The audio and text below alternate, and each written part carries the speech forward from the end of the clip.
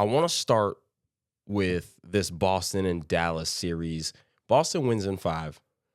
This series wasn't particularly close in any game, really, right? So Boston went on that crazy run in game 1, like that 23-5 run, blew the game open. It was a blowout ever since.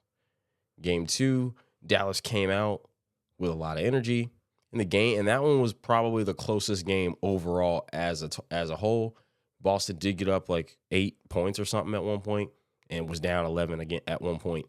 Game was pretty close, but Boston kind of finished better in down the stretch. Kyrie didn't play too well, but that was probably the closest one. Game 3, Boston got down, ended up getting up 20, and if it wasn't for 20-2 or 23-2 or something like that run by Dallas, which was halted by a Jason Kidd timeout, game was a blowout as well. So, and then game 4 was a blowout the other way, and then game 5 was a blowout again back the other way. So none of the games outside of game 2 and then the last quarter of game 3 were really, super, super close, right? There's no need to really like go through and like break it down because there's nothing that I can say now after game 5 that didn't apply after game 2. Outside of just simply the ability to get a win for Dallas, like everything still applies. That we didn't learn anything new as far as the series is concerned in the last 3 games. We saw it early. And I was saying they'll get swept if they can't figure out X, Y, and Z. And, I mean, they didn't really figure it out. You got to remember, they only had a game and a half of a healthy Kristaps Porzingis in this series. And they won in 5. He was healthy game 1. He was healthy half of game 2. And then he was hobbling, had the rare injury. Missed game 3, and they still won. Missed game 4, and they lost. Came back game 5. Or did he miss game 4? It doesn't matter. So they got 6 quarters. They got a game and a half with Kristaps Porzingis, and they won anyway. Jason Tatum shot less than, I want to say he shot less than 50. He definitely shot less than 50. He might have shot less than 40% from the field. Definitely less than 30% from 3. Didn't shoot well. He averaged 22 points, like 22, 7, and 7. They won in 5. Jaylen Brown was like 20, 5, and 5, something like that. They won in 5. Boston, I looked up, or I heard this stat, that Boston, they averaged like 120 or 115 or something like that on the season. And they didn't even break 110 once. And they won in 5, right? Like, it's a testament to just how well of a team like Boston really was, right? They won 64 games this year. But it was just kind of one of those things where you just felt like it's not going to matter. Nothing about what they're doing this year matters till they get to the finals, because they should get to the finals and they should walk through. And you can try to discredit, they didn't play anybody or blah, blah, blah. But you play who's in front of you. They didn't play the Knicks. All right, well, that's because they played the team that beat the Knicks. They played Miami. Jimmy Butler got hurt. Okay, they didn't play. They played the Cavs, and then Donovan Mitchell got hurt. Okay, well, I mean, like that is what it is. So but it would be different if they beat the Pacers in 7. They beat the Cavs in 7, right? Then it would be different. But they did exactly what they were supposed to do, which was handle their business. So, I mean, what are you gonna say, right? They lost they beat Miami in 5, lost game 2, beat Miami in 5, beat Cleveland in 5, and beat the Pacers in 4, and then beat Dallas in 5. They never even went to a game 6. They didn't even go to a game 6. People hype up Jordan for never going to a game 7, but in the finals, but they didn't even go to a game 6 in the whole playoffs, right? They absolutely ran through this, and they were able to do just what I didn't think Boston could do. Like, in game 3, they did exactly what made me not want to trust them, which was just coming down the court, just shooting contested threes off one pass and let Dallas just get right back in the game. And I was like, that's the type of stuff. That's the type of stuff that 2 years ago Boston loses that game. And then that carries over to the rest of the series. They're up 2-0 with a chance and up 20 with a chance to take control and basically win the finals, and they blow it. That was that was the stuff where it was like, this is why I don't trust Boston. I also think, like, I have a hard time going against the best player, right? Like, when there's two teams and you have the best player, and to me it's a pretty good gap, I have a very hard time, like, choosing against that team in a 7-game series. I just do. In baseball, I'm going to choose who's got the best pitcher at the end of the day. If I had to bet on it, or if I just was making predictions, whatever it was, I'm probably going to go who has the best pitcher. In basketball, who's got the best player, because they have their, like, the most impact on the game. Football, who's got the best quarterback. That's typically the way, like, just my brain thinks. It's hard for me to pick somebody who's going to win in a series when the other team has the best player, and I don't think it's necessarily, like, super, super close, right? Like, if you're talking about the difference between if Jason Tatum's your best player and Jaylen Brown's on the other team your best player, okay, well, the difference is so close that wouldn't matter. But when you're talking about Luka and Jason Tatum,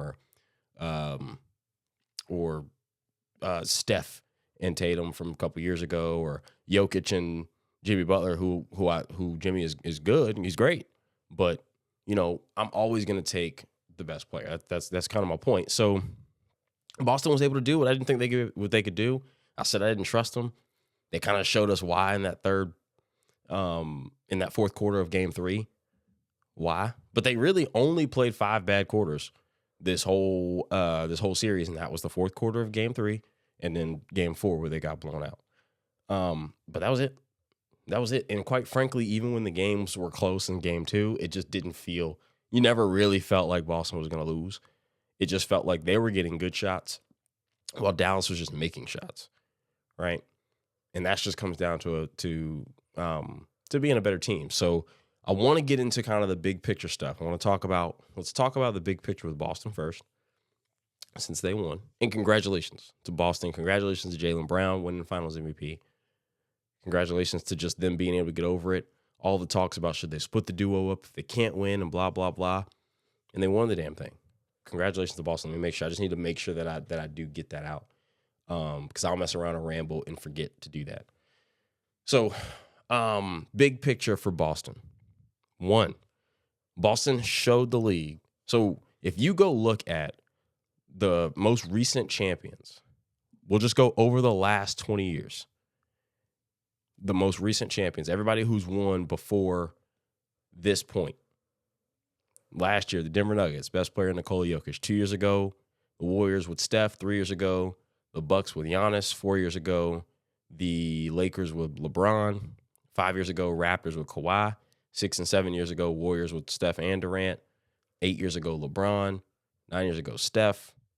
10 years ago, Kawhi. 11 and 12 years ago, LeBron.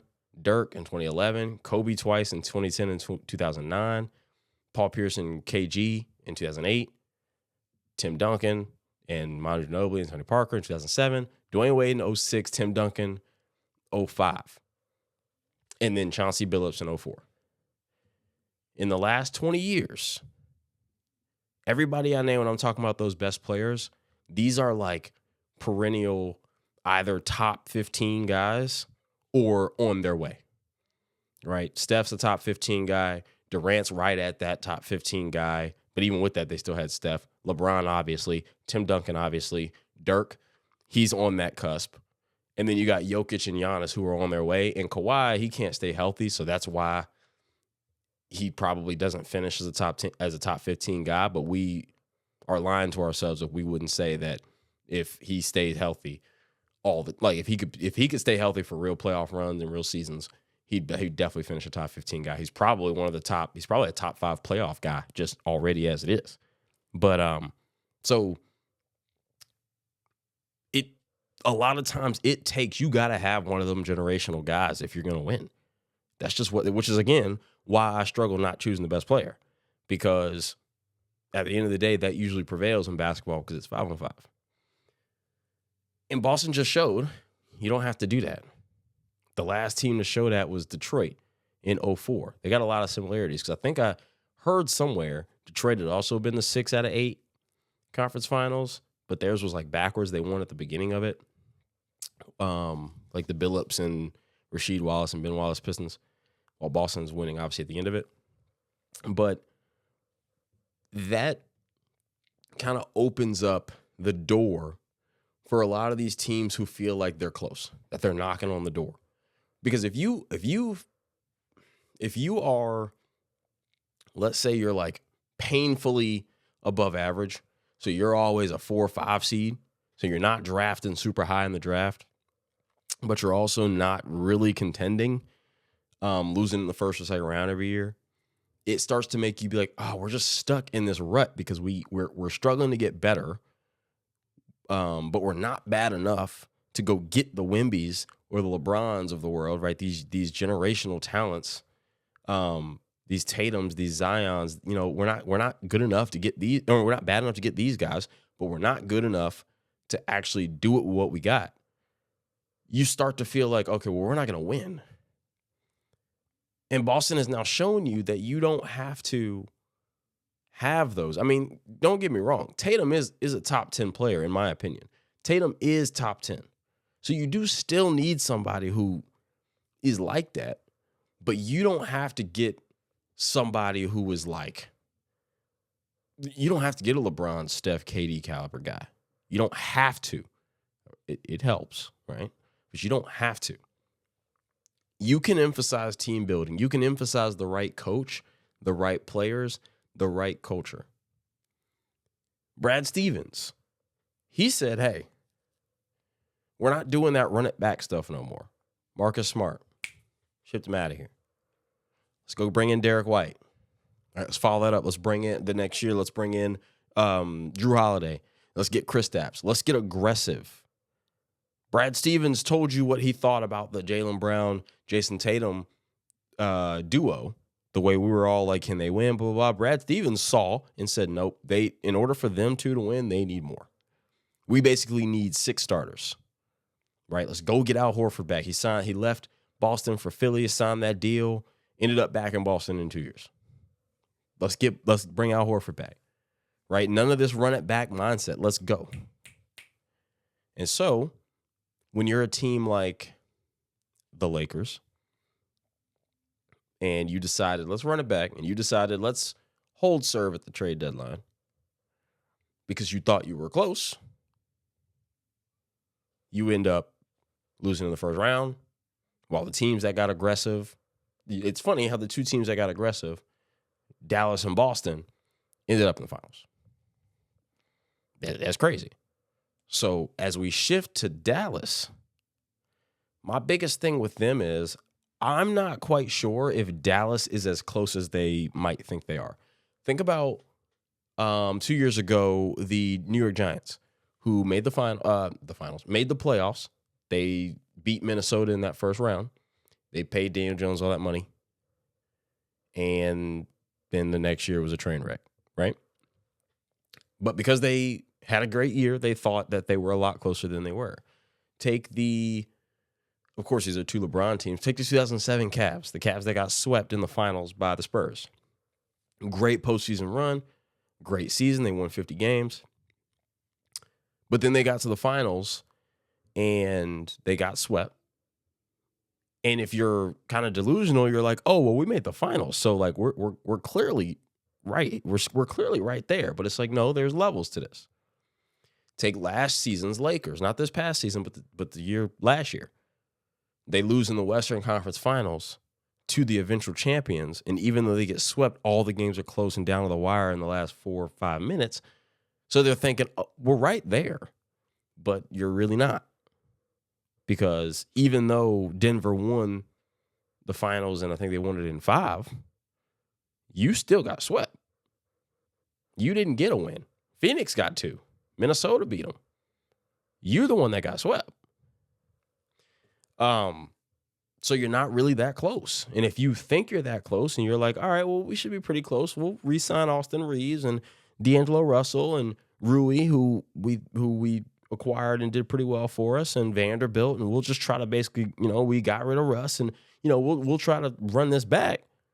You losing round 1 now because Greg Popovich said it best, man. If you're not getting better, you're getting worse. Running it back is not the way it goes. Even when you win a championship, sometimes running it back's not the way it goes.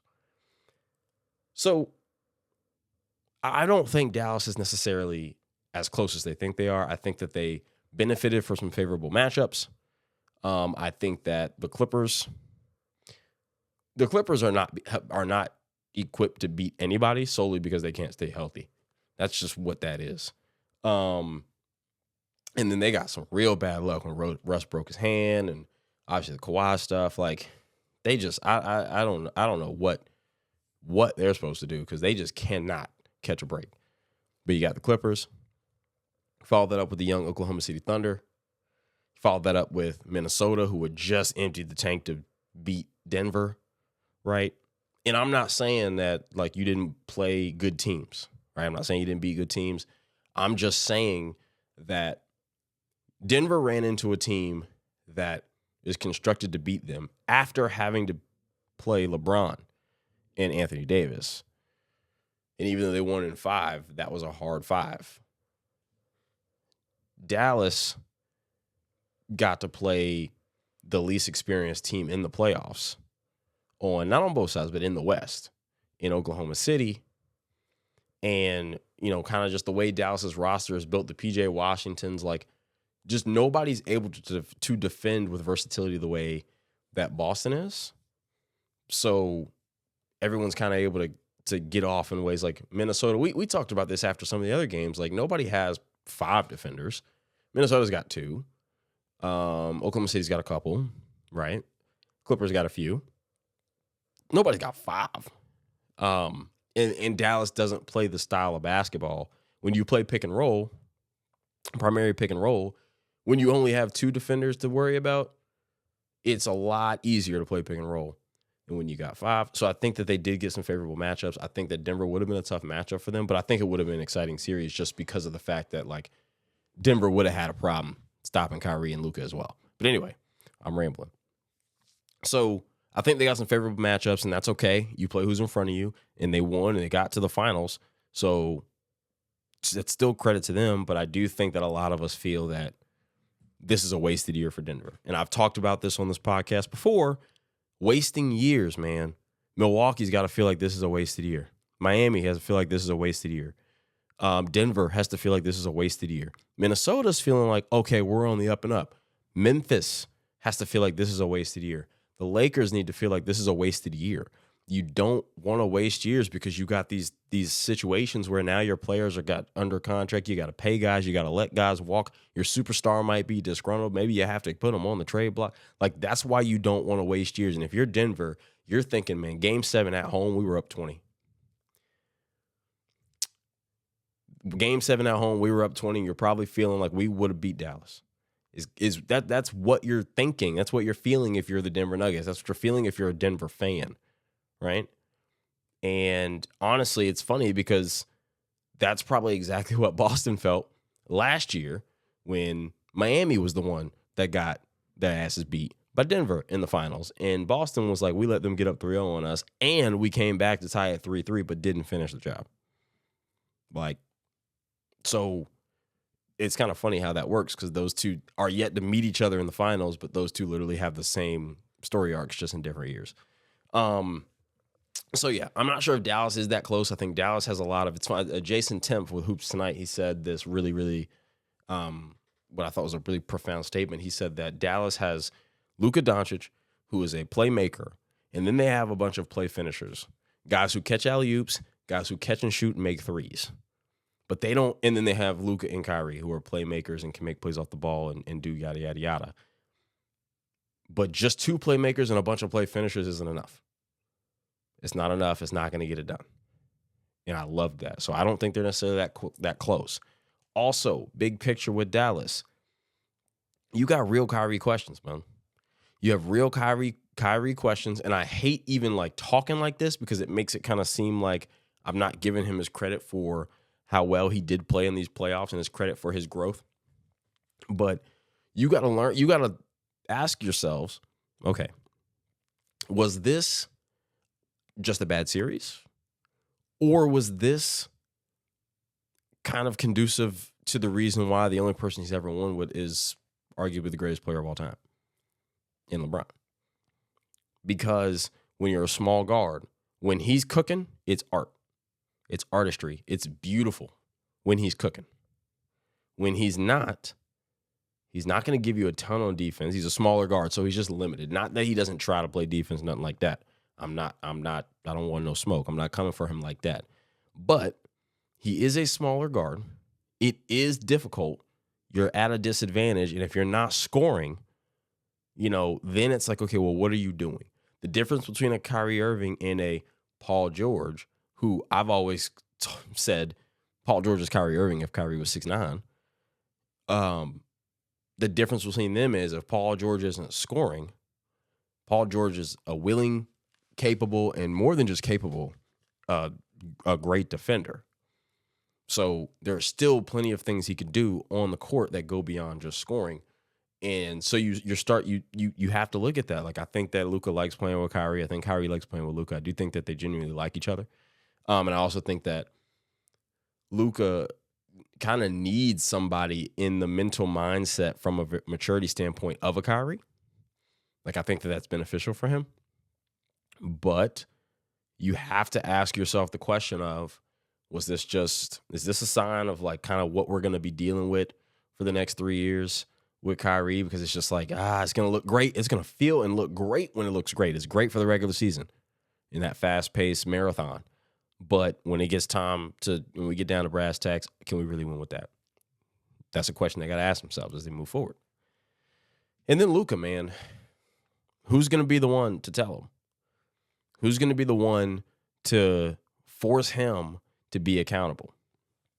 Will it be Jason Kidd? Will it be other people in the front office, right? Mark Cuban or whoever? Will it be his teammates? Will it be Kyrie Irving? Will it be PJ Washington, Derrick Jones Jr.? Who's going to be the one to say, yo, dog, you got to come into shape. Like, you got to come into camp in shape. Hey, you got to, like, this referee stuff has to stop. This whining, this crying, we're giving up dunks and layups on the other end because you're still on the floor because all you want to do is bark at the referees has to stop. You being up there with technical fouls has to stop. Who's going to be the one? Because the reality of the situation is LeBron James had to learn how to be a champion. He went to Miami, and he had to learn how to be a champion. Heat culture is what taught him. Dwayne Wade got drafted by the Heat. Heat culture is what taught him. Nobody really had to teach Kobe Bryant. He just kind of had that in him. But these guys, like, you don't just come into the NBA knowing how to be, a champion. Sometimes it's experience that teaches you. I'm sure that experience taught Jason Tatum and Jaylen Brown. Experience taught Steph and them losing to the Clippers and whatnot. The experience, even to an extent, probably taught LeBron a little bit and some experience in losing. That's the kind of stuff where it's like, all right, man, this is it. You're 25 years old now. Like, this is where we get to the point where we're going to start knowing just who you are and who you're going to be. And if you're going to just be James Harden that argues and cries to the refs more, or are you going to be someone who just decided, you know what, no, that championship is the most important thing to me. Nothing else matters. I'm not doing this, the way I treat my body in the offseason, the way I sleep, the way I saw a great Will Smith quote. Was watching a 7 p.m. in Brooklyn interview with Mello and Mero, and they were interviewing Will Smith and Martin Lawrence, and they were asking him what they call this 7 p.m. moment, where they say, hey, like, when did you decide that's it? I'm done. I'm going to be something, da-da-da-da. And Will Smith's telling his story, and he said something that I thought was, like, perfect. He said, the people don't understand that the difference between good and great, the gap between good and great is a lot wider than the gap between bad and good. You can just have natural talent and be good. If you're bad, you can work to get to good.